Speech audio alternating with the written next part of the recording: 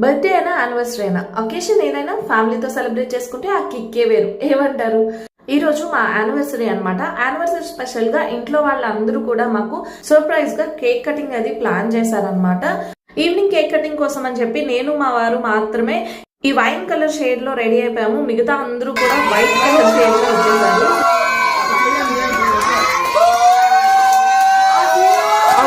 చాలా డిఫరెంట్ గా కనిపించాలి అని చెప్పి ఇంట్లో వాళ్ళందరూ అనుకుని ప్లాన్ చేసుకున్నారనమాట. సో అందుకని వాళ్ళందరూ వైట్ కలర్ వేసుకున్నారు అండ్ మేము వచ్చేసి ఈ కలర్స్ అయితే ప్లాన్ చేసుకున్నాము.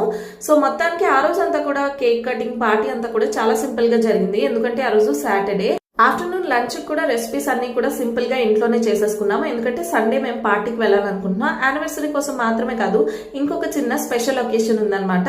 సో ఆ ఒకేషన్ ఏంటో తెలుసుకోవాలనుకుంటే next part of the vlog కోసం వెయిట్ చేయండి. అండ్ మొత్తానికి మా కేక్ కటింగ్ పార్టీ అంతా ఇలా సింపుల్ గా జరిగింది.